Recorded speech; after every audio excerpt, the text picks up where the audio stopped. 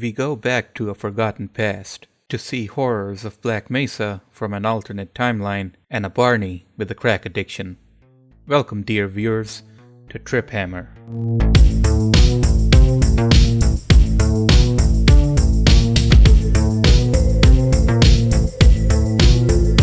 Triphammer is a standalone Half-Life project by Dr. Hingis and other collaborators, and it has a simple goal.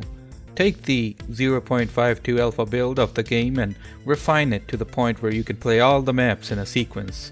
And since this is now running on Zash 3D, this means no more weird installations, no crashes, and of course, no need to use the console command to change maps. All the maps are included here, fixed up and ready to go. Even the tech demo maps are here.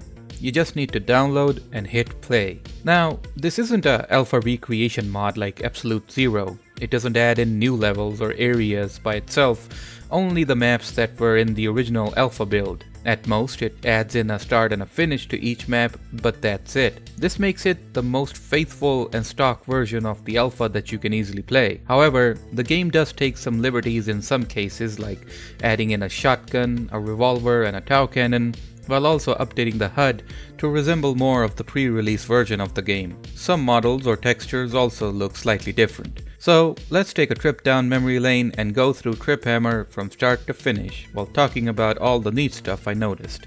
The game starts at the portal device chapter. An experiment has gone wrong and aliens have started to flood in through the science lab. At this point, I don't think the lab was called Black Mesa, so that's why I just refer it to as the lab or the facility. We are unarmed and there's a panther eye ready to pounce on us. I was able to lock it in and escape, and right away I found a crowbar and a couple of head crabs. Now, there is a slight issue here. The game is so faithful to the original build that it didn't change how much damage the head crabs do, and so...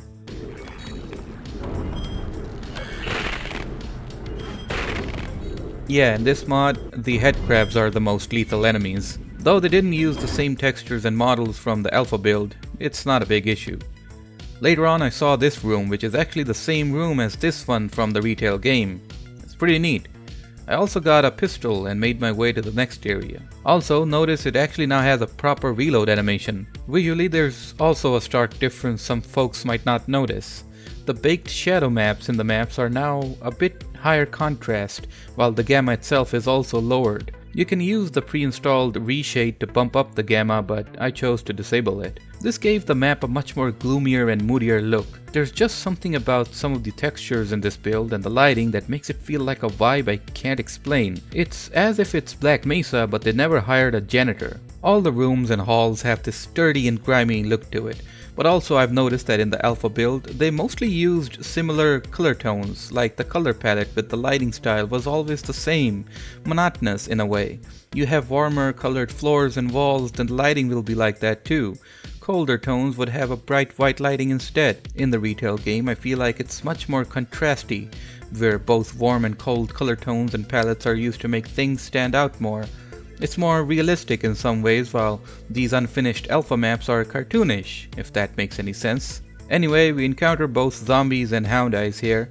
Both of them use their older models and function the same as they do in the retail game, though the zombies have a hilarious walk animation and they are also super spongy. Also, this map has an extremely weird layout with a lot of twists and turns, but then again, it's an alpha build, so it doesn't matter much. Next comes the office warrens, which later became the office complex in the retail game. This chapter has a more colder color tone and the textures are like what offices look like. You'll see a lot of small sections in this that stayed in the retail game as well. Also, here's where I saw the cracked up Barney. If I would guess, I think this is a custom model based on these pre-release screenshots of the game, because I don't remember seeing this Barney in the alpha build. We also get a shotgun here where the red HEV suit sleeve is visible, another pre-release remnant. This is based on the fact that before the game released, Gordon had quite a different appearance where he had blonde hair and a red suit without gloves. The Office Warrens feels like the most similar to its retail counterpart, or at least a majority of it does. Also, I fell into a room full of head crabs with no exit. that was fun. This all feels like a weird fever dream, like seriously, this feels like the Half-Life I would dream up after falling asleep. The incomplete yet familiar nature of the maps, the aesthetics that I mentioned being so unanimous, it definitely feels dreamlike. Also, this door here killed me instantly, Lamau. Unlike the previous map, the layout here was pretty simple. You just have to move forward till you see a new place. Also, this trap got me too, like what? Next we come face to face with the HECU. Now the models here are a little updated because the alpha versions of the HECU had a M4 rifle in their hands instead of the MP5 like shown here. Oh, the ladder climbing. So in the alpha build, Gordon, or Ivan if you want to call him that, would do this jarring animation of climbing the ladder, which I'm glad isn't in the retail game. This whole climbing thing is just so jarring to see. In the end, we reach the elevator and the next chapter starts. The security complex. Here I met Egon, who was cut from the final game. The rest of the scientists are in Triphammer though, in all their alpha version glory. This chapter is like a warehouse / underground storage area with some machines, boxes, and a whole lot of aliens. As far as I know, pretty much all of this chapter was scrapped and nothing from it was kept as a remnant for the retail game like they did from the other chapters. But it may be possible that this chapter evolved into what we now know as We've Got Hostiles. But here's the thing, this chapter is actually pretty fun, like most of the mod. You have to dive deep into this part of the facility, unlock the silo door, and then escape through this giant machine that we messed with earlier. Earlier we had opened up some vents in it, and on our way back, we end up in those same vents to get out of this place.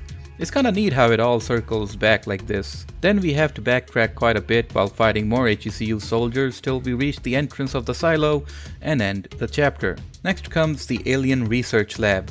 From the name, you can tell this is the predecessor to Questionable Ethics, but only in name. Appearance-wise, this is the most drastically different looking chapter, especially when you get to the lab itself. The design philosophy reminds me of those 1970s sci-fi movies, and in some parts it reminds me of the spaceship from 2001 A Space Odyssey. Maybe it's the neon lights in some parts or the diffused lighting, the warm soft lighting within the walls and the floors that make it look like so.